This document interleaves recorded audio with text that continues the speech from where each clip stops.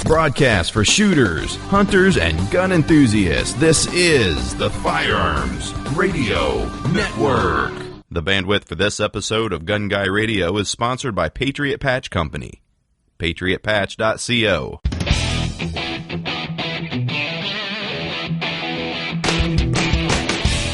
Welcome to episode 234 of Gun Guy Radio. This is a podcast that shines a positive light on the firearms lifestyle.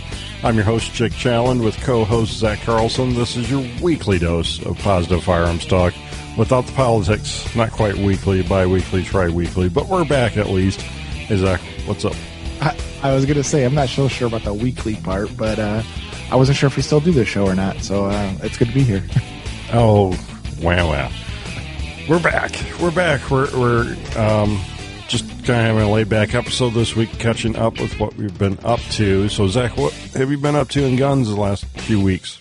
Well, the little break did actually give me a time to actually do a few things. I was, we're building an AR up, and I was doing an A1 upper, and it's one of those deals where you like, when you don't need the parts, they're all in stock, and you're like, oh yeah, I'll just go order it from here when I need it, and then you actually have the money and you're ready to place an order, and you're like, oh crap, everything's out of stock. So, I had that with the A1 uppers. I wanted a specific kind of upper. I wanted a slick side where no forward assist and an A1 style carry handle, and thought that would be easy to get, but in a world of flat tops, the carry handle is a little bit more elusive. So what I ended up doing was pulling some strings with some contacts of mine, and found somebody that had one in stock. So I have that coming, but it doesn't have all the parts in it. So I have to.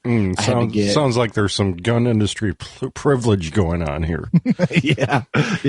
Well, I set aside my white privilege for a little bit, and I used my gun industry privilege. So yeah, I got that coming, but then I needed the all little sight pieces.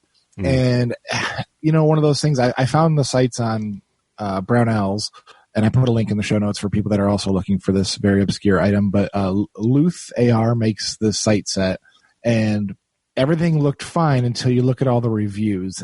And it's like, 2.8. You'll probably require fitting, and the casting lines are there and everything. I'm like, oh crap. And I'm like looking at it and thinking, do I really want to do this? Or do I want to, buy a more expensive sight? Because I think, do you still have that on the screen? How much is that retail? Yeah, it's only $22.99, but yeah, it does have a 2.8 out of 5-star rating on Brownells. And most of the actual reviews is about fitting. Apparently, there's like a leaf spring that goes underneath that aperture, so when you flip it, it kind of has it locks into the two positions, and they're saying that's usually oversized, so you kind of have to hit it with a hammer to flatten it out just a little bit to give it less spring tension, or else you won't be able to flip it with just finger pressure. And then there's a screw that goes in and goes through the drum and locks on the other side, and they're saying a lot of those are oversized. So I was like, all right, I can do that. I can file that down a little bit, maybe chuck it up in the drill press and just put some sandpaper on it and kind of dial it down a little bit. So, but the other option was to buy, they sell, there's some places that sell Colt takeoff pieces. So they're used, but they should fit. I mean, they're Colt. They were in a gun already, so they should be nicer quality, but they're like $60 just for that little rear set. So I decided to go for the $20 set, and I did talk to my buddy Dan, because he would be the one helping me do all the milling and everything, and he said it was not that big of a deal. So we have to mock this whole thing up as a complete gun, because I'm going to send it off for Cerakote, but I want to get everything fitted first, so I don't have to hammer on anything or anything like that when I get it all back to just do the final assembly. Right. Because I don't think we talked about the barrel. The barrel, I was looking at all the parts I need for this, and you'd not believe how hard it is to get an 11.5-inch barrel with the A2 style front sight post installed already with taper pins. Like, you can get an 11.5-inch barrel, no problem, but they're really meant for low profile gas blocks, for people putting them under rails and stuff. And I really wanted the A2 style fixed sight post, and it was hard. And then you could buy the sight posts on Brownells as well. I was looking at them there, but they don't come drilled. So then you have to, and I didn't really quite trust myself to get it perfectly plumb over the gas port, hold it there, and then drill it in the drill press. Why wouldn't they come drilled? It seems... Maybe those holes aren't standard or something. I'm not sure. Maybe the spacing isn't exactly 100% standard. Huh. I don't know. Maybe it's just that's what you do when you do new production barrels is you drill the barrel and the front sight post at the same time, and then you just taper. That's all I could assume. I've never done one. I've always bought them already done and then had a heck of a time trying to get the pins out of them. So I decided, okay, well, I have this 16-inch barrel sitting here from my old M&P Sport that I had. That's the gun that I put the 224 Valkyrie barrel in. So I had this barrel ready to go, except for I had pulled the pins out of it because I did put a low profile gas block on that one. But I kept the front sight post. So I'm like, hey, I'm golden here. But I couldn't find the pins. And so then I found a pin in my junk drawer. And I'm like, oh, this must be it. So I was like, I put the thing in the vise and I started hitting it with a hammer. And I got it in about a third of the way. And then it just locked up tight. And I hit it one more time and the dang pin broke off. So I was stuck. So I had to... my wife bought me one of those cross vise tables for my drill press, so you can kind of dial in the X and Y axes a little bit on a vise. And so that was the very first time I had to pull it out of the box and load it up on the drill press, and I had to drill that pin all the way out. And I kept having to go, it was a solid pin, so I was trying to go as small as I could so I didn't hit the sight post or the barrel. And I just kept drilling it, and then I'd use a punch and try to hit it out, and where it was weakened. And I broke like 3 punches because it's these gas blocks are so dang small that the pin size, and it's just a bear to do. And so finally, I just kept going up one drill bit size at a time, and I finally got that pin out. And so I have it good. I ordered pins off of Brownells for that as well. And then I'm bringing that barrel over to my buddy Dan's place that has a lathe, and he can cut and thread it. So he's going to cut that back to 11.5 inches for me, thread it 1/2 by 28. So basically, I don't have to buy a barrel. I had one in my junk drawer, so I'm kind of coming up Millhouse here on this whole deal. It's not going to cost me a ton of money for this gun, which I'm pretty excited about, which is the one nice thing about not, selling all your parts. I was in a bad habit there for a while of just selling everything as soon as I was done with it, but then rebuying it when I realized I needed it again, like 2 projects later. So that's where I stand on the and actually for that gun as well. That's all the parts I ordered. I did order, you ever seen the Brownells? They make these little 20 round kind of retro-y looking straight mags for the ARs. I ordered one of those to try out too, because this gun's kind of a simplistic, I've got a lot of those Magpul 20s and they're fine. I like them. I think they work good and everything, but I just wanted to kind of the look to be right a little bit on this one. So I ordered one of those mags for it as well.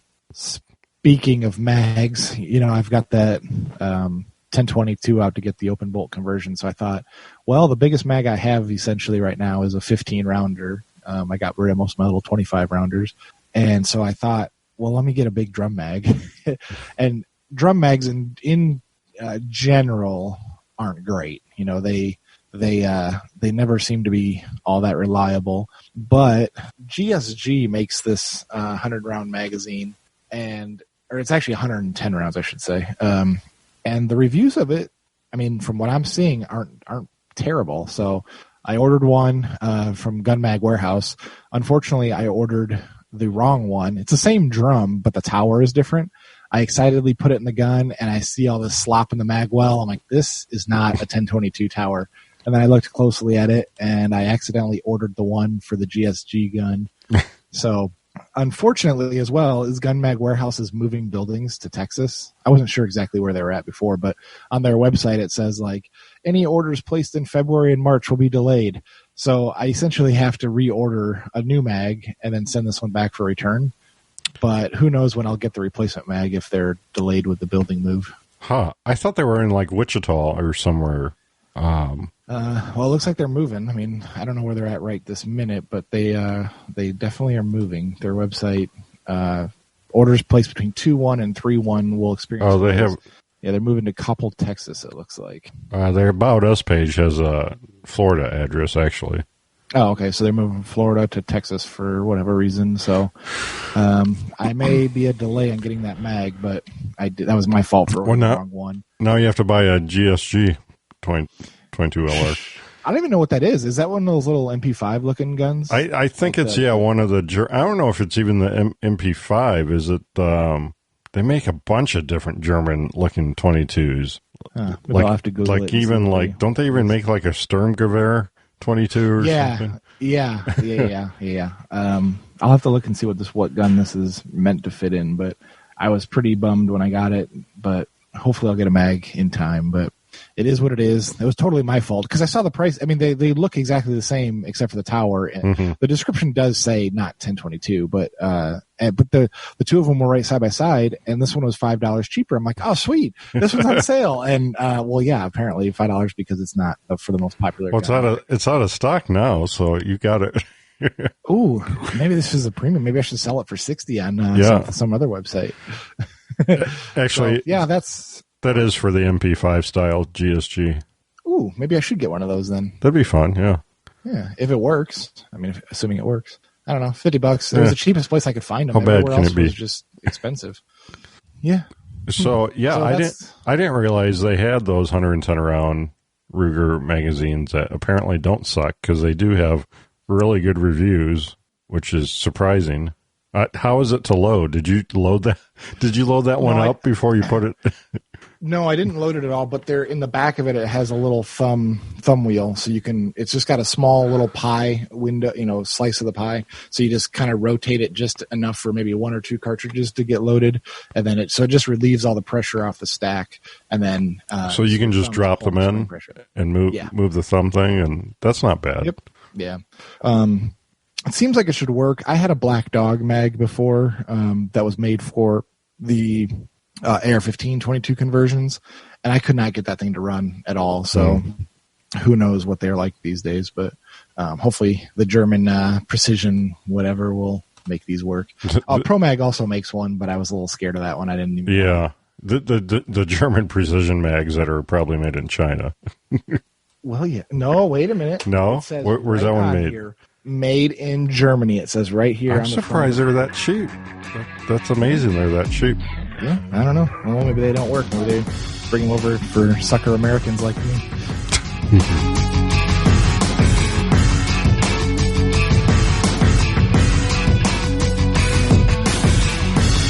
All right. So this last couple of weeks, and I guess this will kind of morph into the main topic, but so I met a guy here, and we realized we're both gun guys, and so, we did, are you my new best friend thing and everything. And, but he was like, hey, I really suck at pistol shooting. Can you, give me pointers or anything? And so you're like, well, I suck at pistol shooting too. Yeah. So anyways, I was like, well, I'm not an instructor or anything, but yeah, we can shoot and stuff. And then this, concealed carry class was coming up for me. I was like, hey, I should invite him. And like, there was another guy I know that I invited too. Figured, what the heck, see if they want to go. And so this first guy, he was totally on board for the carry class. And so, originally I was like, hey, we'll just go shoot when it's nice out because it's been super cold here. But since we have this carry class coming up in the next week, I had him over to shoot in the freezing, frigid, cold South Dakota weather. Actually, it wasn't too terrible that day, but it was like 38 degrees. But it was, it's still pretty cold without gloves shooting a steel or plastic and steel gun. So we kind of went over the fundamentals, and like I don't think anyone had really like shown him how to grip a pistol, correctly, with the hands wrapped around the grip, thumbs forward. And so that seemed to help him a lot. And then just, we came to the conclusion that he was, he's right-handed, left eye dominant.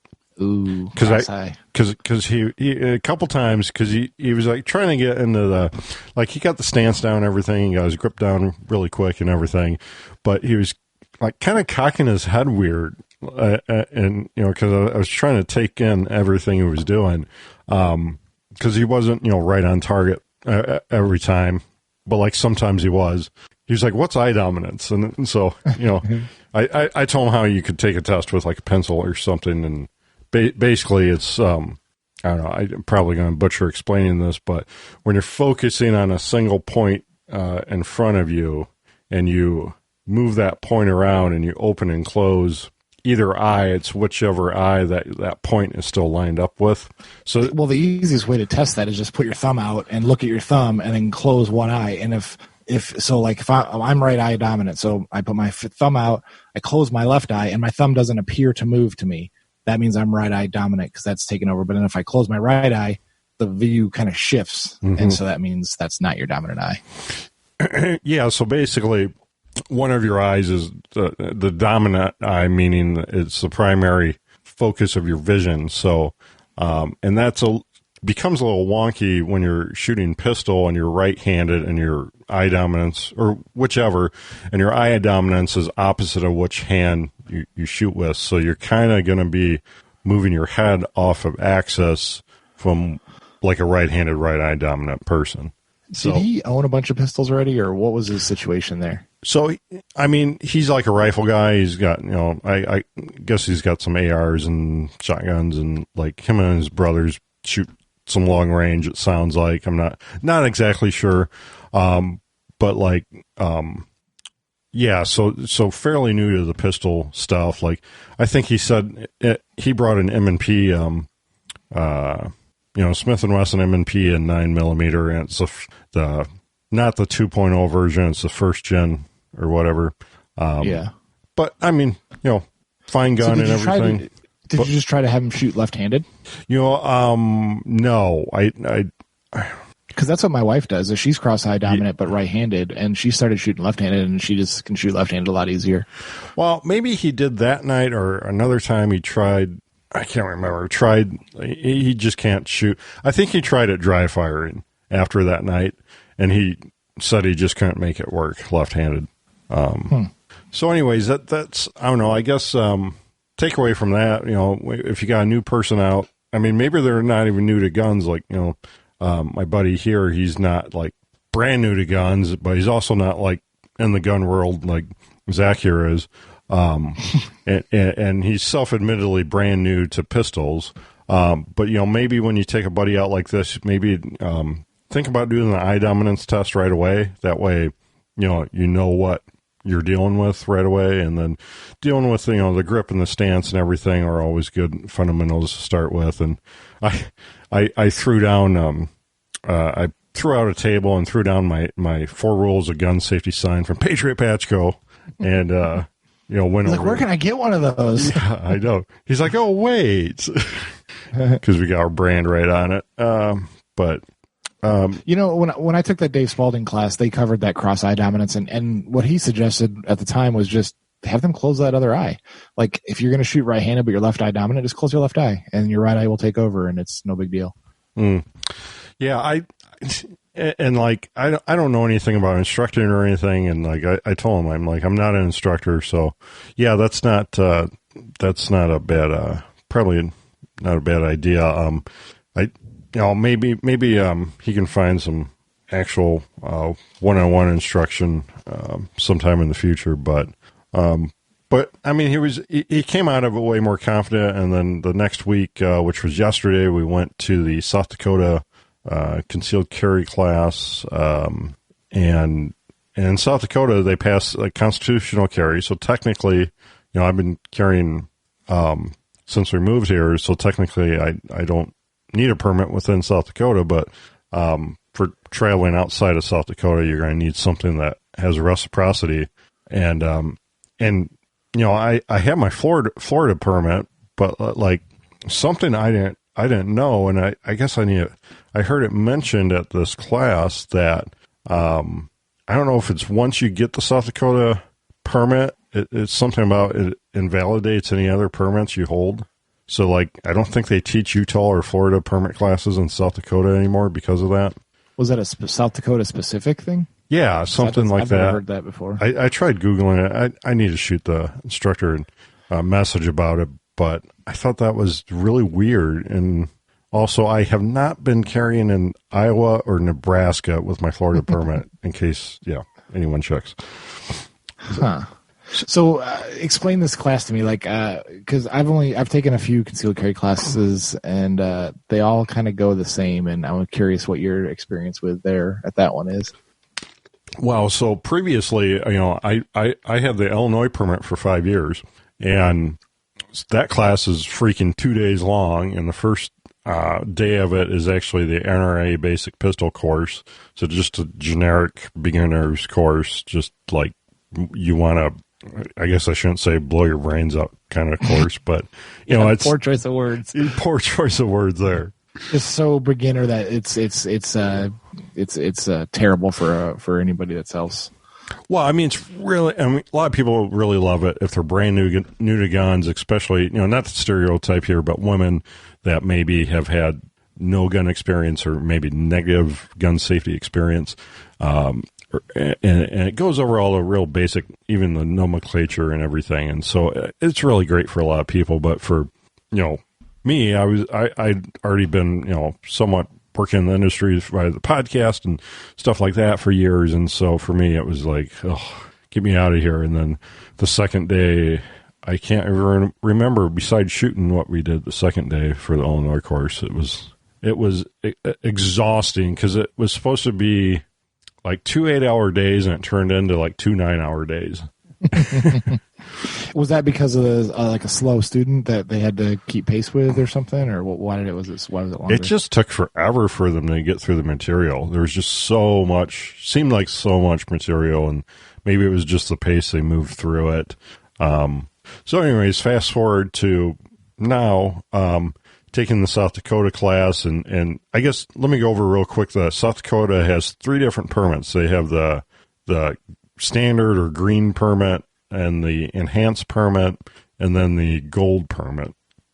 This sounds like a pyramid scheme. And yeah, totally confusing as heck. And I guess basically the enhanced and gold permit are identical at this point. They didn't start out that way, but I think the gold permit requires more training or something. I don't even know. I didn't even look into it because I originally was like, oh, I'll just get the gold permit, and it's a lot more money to get it, because I thought it was the only one that served as your NICS check if you go to buy a gun. But as it turns out, the enhanced permit, which is a class I took, which is the one I will be getting, serves as your NICS check when buying a gun. So all you got to do is fill out the 4473. They look at your card, write down your info, and then you can walk out with the gun. You don't have to wait for your NICS to come back or anything. So that was one of the big reasons for me to get the South Dakota enhanced permit. And then also reciprocity. Reciprocates with 38 other states. So that's pretty good. Yeah, it is pretty good. So the green one doesn't? Is that what you're saying? So right. What do you lose with the green? There's like 4 or 5 states that are like, we're not going to reciprocate with your standard permit, because the standard permit, I should have looked this up, but I don't know that you really have to take any training for the standard permit, at least not as much maybe. So anyways, the enhanced one is the way to go, and I think South Dakota should just eliminate the other 2 probably, because it doesn't really make sense now that they got constitutional carry anyways, and they've always had open carry and still do have that as well. So yeah, that's a whole nother thing. But I mean, I feel pretty good about it. I mean, moving to a state where anyone, everyone legally can carry who, isn't a prohibited person from a state like Illinois is pretty mind-boggling when you think about it.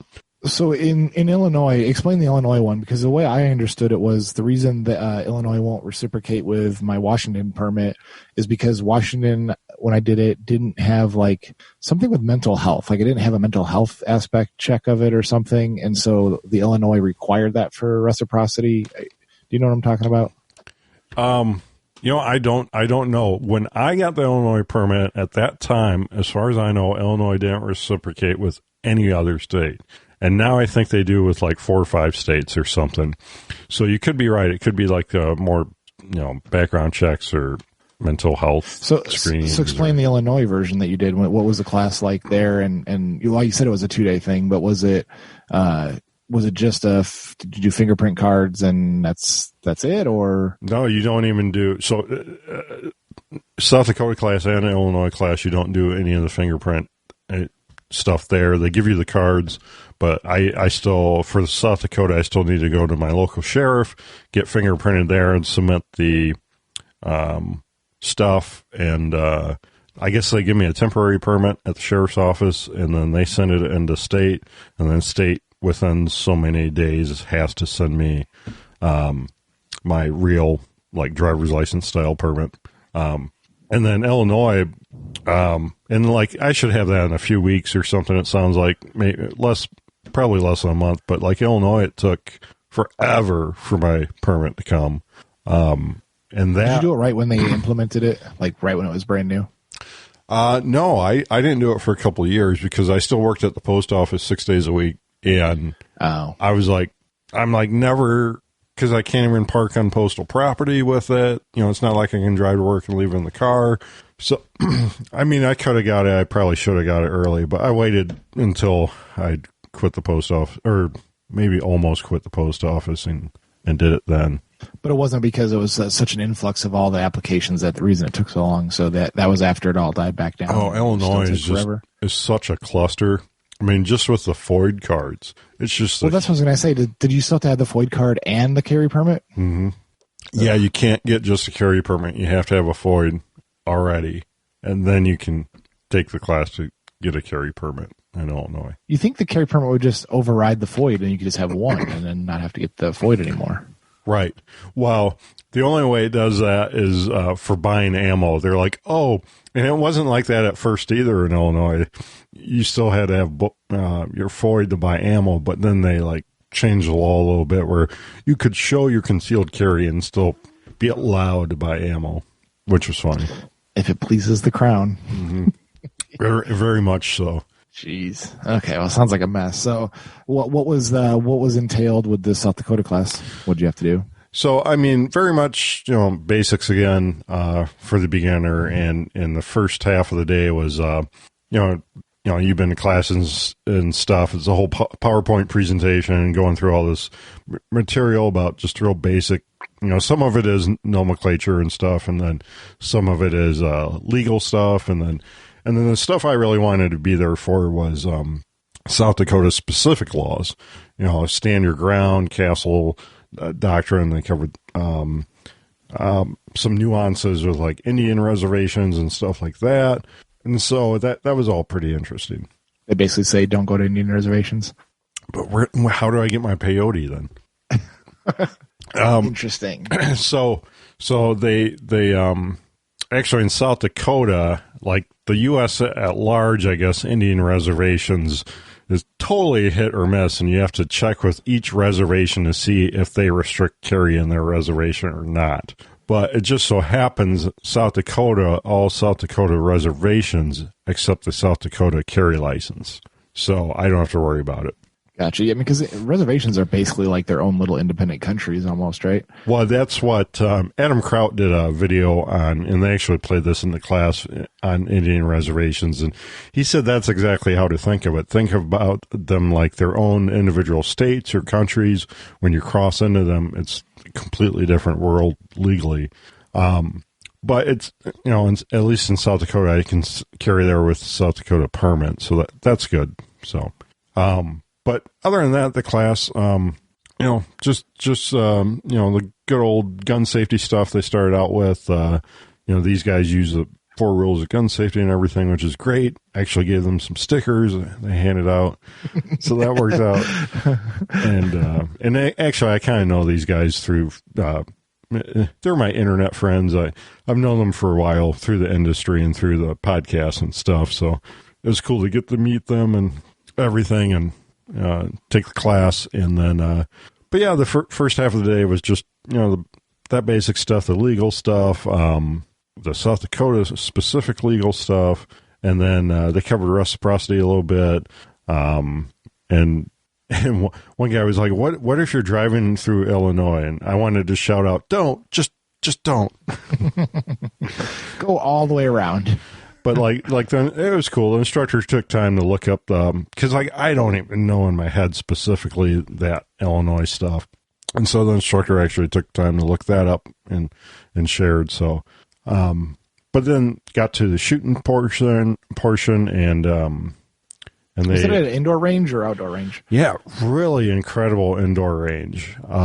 This was northwest of Sioux Falls and Garrettson, South Dakota, and really cool facility. They have a 10-bay indoor range, and then they have all these outdoor ranges, outdoor trap, and then several like multiple distance outdoor ranges. And the long range outdoor ranges have live TV cameras on your target and cool. Screens, and like totally awesome.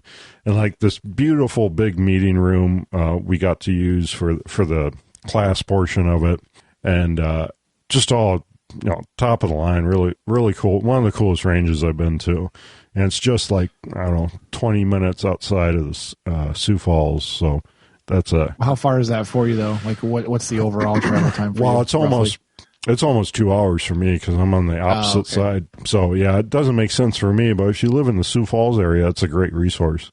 Was that the closest class you can take? Wow. No, closest class I could take of these guys. These guys actually came out from Pierre, which is about 3 hours from me. So it was the closest. They were coming to me anytime. And I wanted to take their class because I knew them. So. Gotcha. Okay, so it's just more of a choice than necessity that you pick that class. That makes sense, right? Because I didn't want to take just any Yahoo's class because I've been seeing experiences of pretty scary stuff at classes, and I'm sure we've all seen some of the Facebook or YouTube videos. The one that comes to mind is the guy with the instructor with the revolver, and he's like instructing a class in an indoor range. Oh yeah, and he pops off around and like hits himself in the face with the revolver. And then he kind of looks at everybody like, "Did you guys see that?" Yeah. Those are those are interesting. What was the kind of the makeup of the class? Like, was it how many people roughly was it? What was the mix? And what was the guns that people were shooting? I'm always curious about what people think that they want to carry. The guns I really didn't pay too close attention to. I guess I should have. Well, one funny part was, so there's the class I'd worked out, there's 20 people in it. Indoor range is 20 or 10 bays, so only had to cycle through twice to do the shooting part, so that was nice. But when it was my turn, the instructor was like, okay, everyone's got at least 10 round magazines, right? So we can do 10 at a time, to make the reloading all make sense and everything. I was like, I've got like 5 or 6 because I was using my XDS.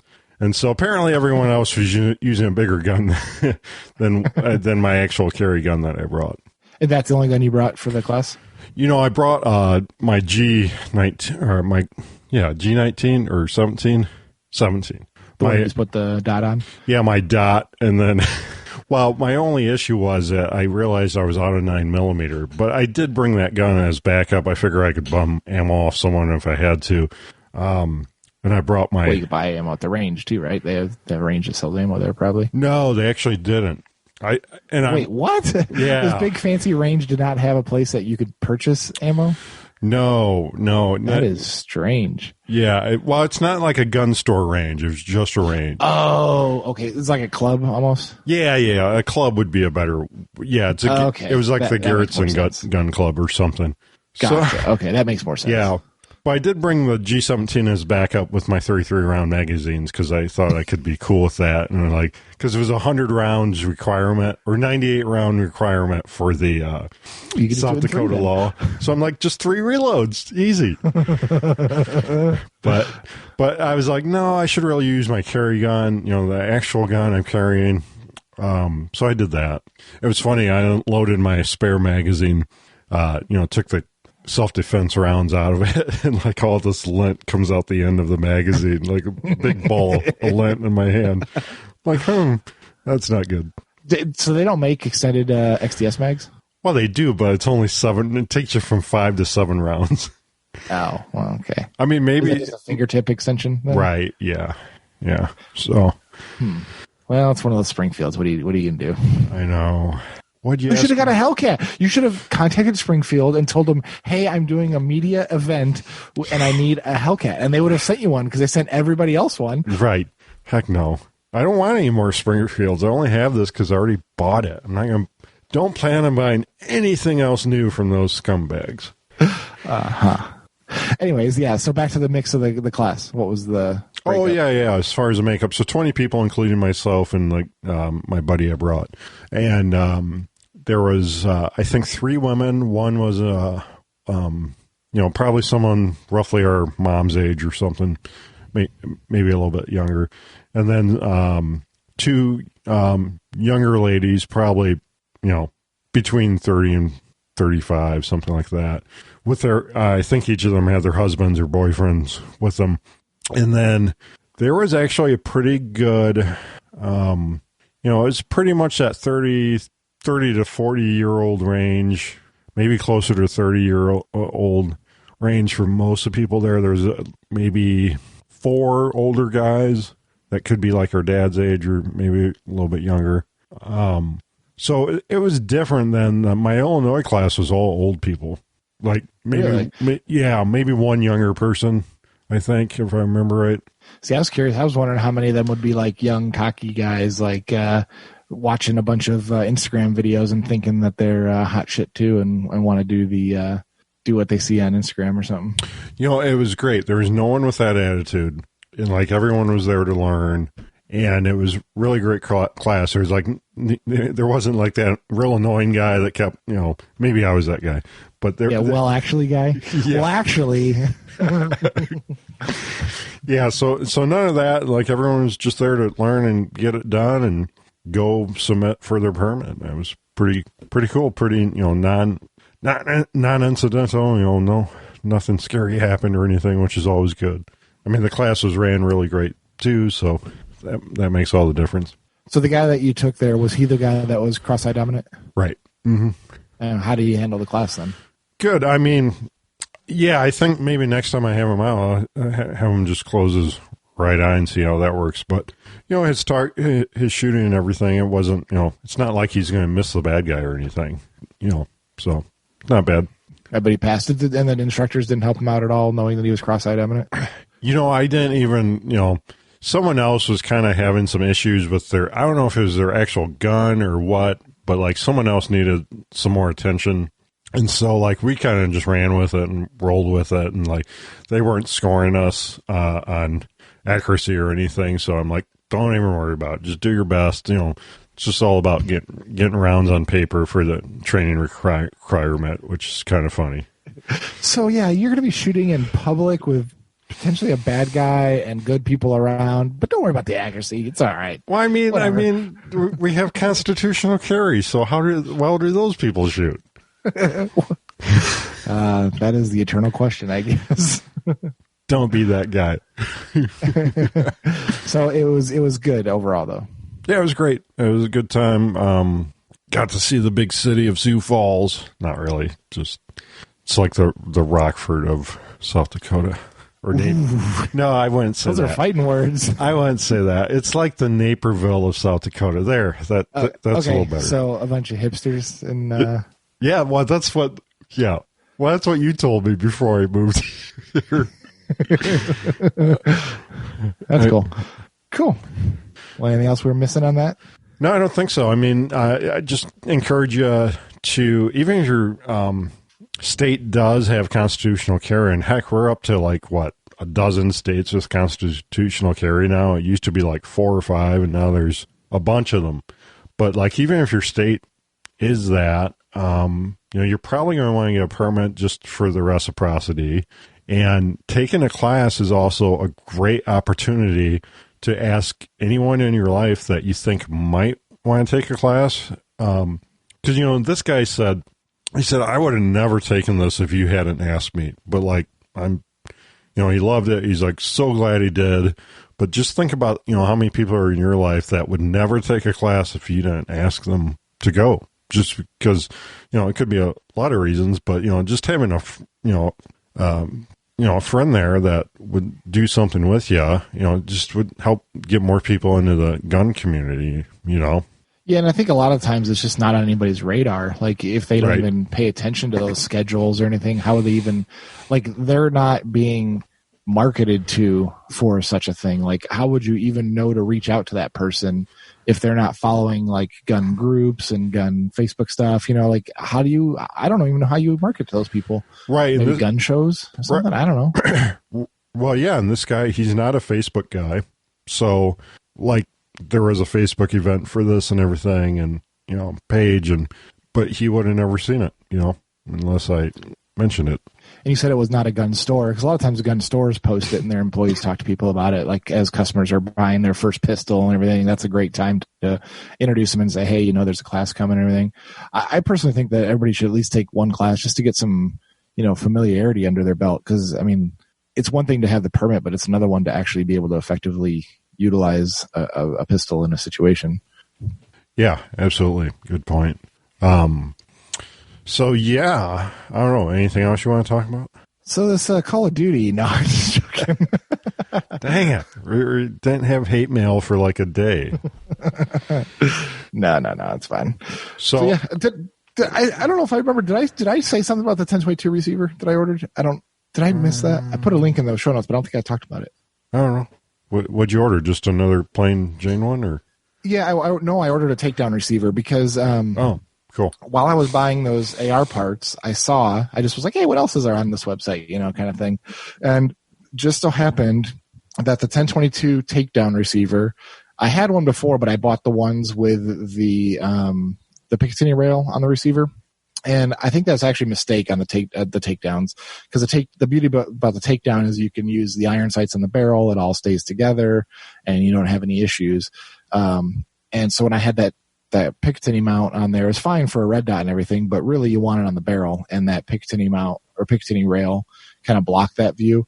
But they're normally $145 for that receiver, just the stripped takedown receiver. And they're on sale right now for $99. So I was like, wow. Oof, I'm just going to get one. I'm not ready to build it all the way out yet, but I wanted to have the receiver here. So next time I am ready, I save myself, almost $50. So I got that coming. I did the smooth top one, and that'll eventually will go in one of those Magpul backpacker stocks with probably the Tactical Solutions integral barrel on it with the iron sights on it. But I just wanted to get ready for it.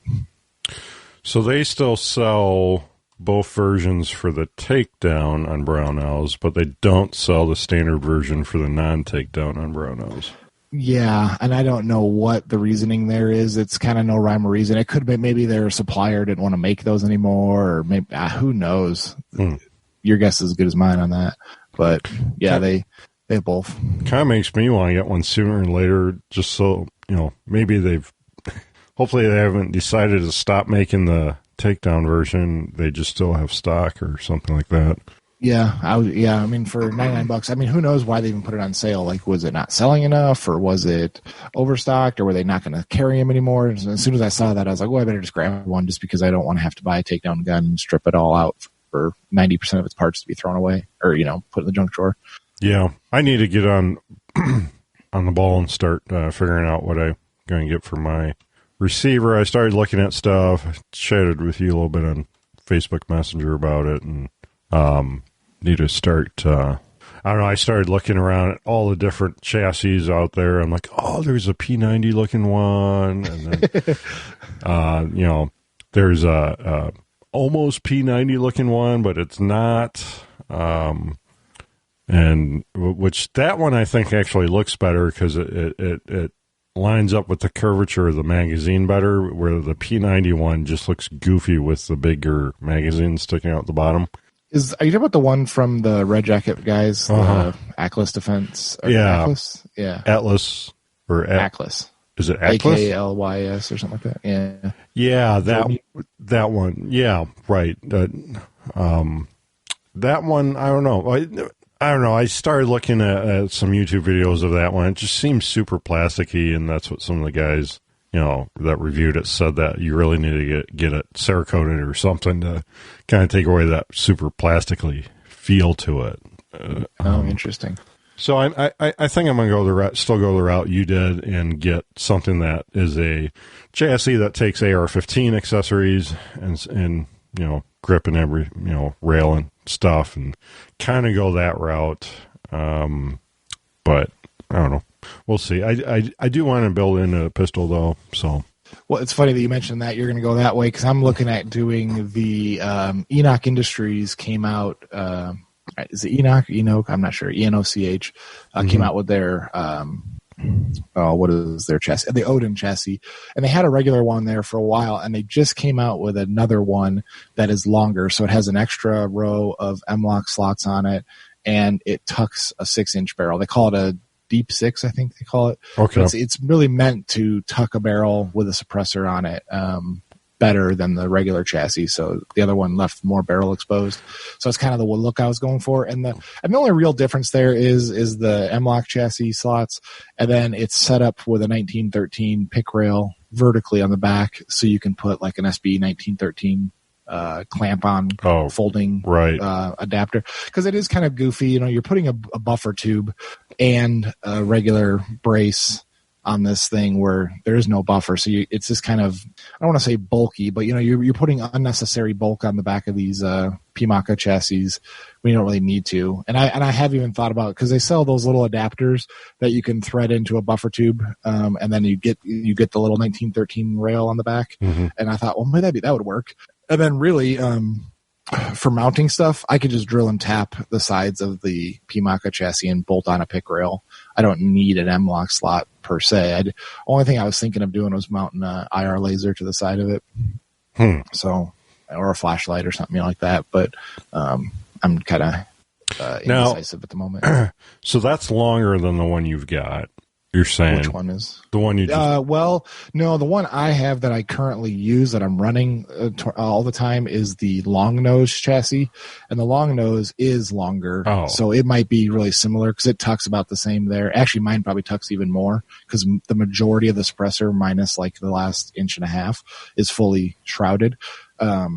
But that one is unique though, that it requires the KID rear tang on the receiver to bolt in the secondary spot. Right. So the regular PMACA chassis that don't require that tang, those are shorter. So they'll still tuck the suppressor, but not nearly as much. For to tuck a suppressor like that, you got to have like a suppressor that's the right size, right? Or some too big, or is that not the case? Some are too big in the one that I have, because you got to remember the long nose chassis is not specifically set up for suppressors. The regular one, you can order it, the shorter version, the standard PMACAs, you can order it with the suppressor cut, and they'll put like a little secondary C cut on the bottom, so to make a step in there. The long noses don't have that option. Well, maybe if you call them and ask them, they'll probably do it, but it's just not set up that way from the factory. But coincidentally, 2 of my suppressors are, 2 or 3, a few of my suppressors are small enough diameter to fit. It needs to be like 1 inch or lower. Those ones that are 1 inch 70 thou are just a little bit too big. And you could probably clearance it with some sandpaper on a dowel rod and clearance it enough to pass. And I did do that for my boss's gun because we built him one exactly the same way. And I thought his suppressor would be the same because it was also a Gemtech, but he had the Outback versus my Alpine, and his Outback was just big enough. I think it was 1 inch 70 thou, and it rubbed. And so we took it out. We thankfully had the mill here, so we just put it on the mill and opened it up enough to clear, and then we just recoated it. But so that wasn't a big deal. But if you're looking at something that's just plug and play, I would ask them before ordering, see if they can add that clearance cut in it for a bigger suppressor. Yeah. Cool. So, yeah, I have to start I need to get like a notebook out and start putting some ideas on paper. Yeah, that's what I use Google Docs for a lot of times, is I'll do a spreadsheet with a link to every product that I'm thinking of, and then a total, and then I cry a little bit, and I try to readjust and say, how can I get this for free? Tinfoil hat segment. That's how they get you, Zach. You put all your gun parts, and of course we do that for show notes too. Yeah. Well, tinfoil hat, they already know. Yeah. And they're scared. Yeah. All right, cool. Well, hopefully one of us, probably Zach, will get something put together before I ever do, and we'll do a show on that. But that 110 round mag kind of has me hot and bothered to get something built too. That'd be fun. Yeah, and you're thinking of using the binary trigger too, right? Right. Yeah, I guess we were talking about that. The Franklin makes that binary trigger. They premiered it at SHOT Show here, and that thing looks amazing. And well, Zach's going to go full auto here, but like this is the next best thing. Well, yeah, and it's probably a lot better in the end because that conversion is cheaper than the one I did. I mean, that was, I think it's $270. I saw it for sale or for pre-order at Brownells. The Franklin binary trigger, essentially, when you flip the switch, when you pull the trigger, it fires, and when you release the trigger, it fires, and so you can just rock it pretty good. And the downside for me is in Washington State, ironically, the binary is illegal, but I can have a machine gun with a license. So that's funny. But yeah, I honestly, if they were legal in Washington State, I would just do the binary trigger. Would you? Okay. With it. Yeah. Yeah. Yeah. I mean, because it's so much simpler. All the parts are, it's just, as long as it works. Now that remains to be seen. Does it work long term? I'm assuming. I don't know if that many people complain about the binary triggers. I'm not sure. I've never had one. So. Well, it's got to be easier to sell too if you're comparing the two. Oh yeah, the machine gun is not sellable except for to another SOT. So yeah, for sure. And that's what I'll be curious too. Is I'll test this mag in semi-auto. Maybe it'll keep up in semi, but maybe it'll fail in full. I don't know. Because once you go full auto, that bolt is traveling so fast that the spring pressure in the magazine has to be able to push the round up fast enough to catch that bolt again. So I know on like Glocks and everything, you can have issues with your mag springs not being strong enough to where the slide overrides it, basically. Oh, if you get one of those Wish.com selectors for your Glock? Yeah. I mean, no, those don't exist. And you're worried about my Google Doc, but you're buying solvent traps and selector switches. No, I am not. I'm not. The ATF. Did you say that everything's free in South Dakota, especially the people, and the government couldn't tell you what to do? No, none of that. All hail the Queen. No, funny enough, you saw those Wish selectors. ATF was like busting people for those. Really? Yeah. I wonder. Yeah, I mean, it's a simple thing. I wonder if you could buy it as an actual licensee. Like if you were legitimately able to do it, would they Well, I guess probably not because they weren't done on a. They weren't done on the front end correctly, so you buying them on the other end. I wonder. Yeah, I don't know. Curious how that would work. Yeah, you gotta be careful of that stuff. All right. Worth the risk. If it's worth the risk, what? So stay safe. Buy patches. Go to patriotpatch.co and check out the Patch of the Month Club. Awesome sale going on right now. I have a bunch of winter clearance patches on sale. So check it out, patriotpatch.co. Also, if you need website graphic design, check out Ryan Cross over at Hunter of Design, hunterofdesign.com. And Zach, where can people connect with you online? Well, go check out my YouTube videos. It's Zack Carlson Writer. That's pretty much what everything is set up as. Cool. And you can shoot us emails at gunguyradio@gmail.com. Don't forget to check out all the other awesome shows here on the Firearms Radio Network. And if we come up with a topic, we'll be here next week. If not, it may be a while, but we'll be back. This is fun. So, thanks, Zach. Thank you. See you then.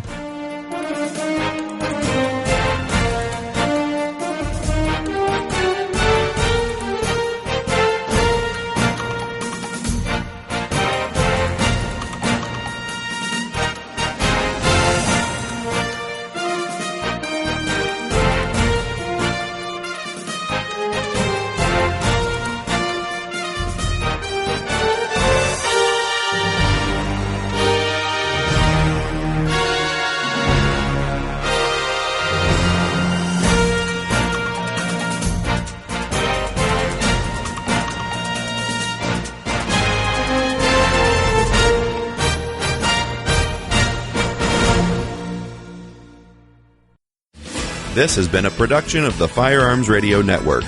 You can find more information at firearmsradio.tv.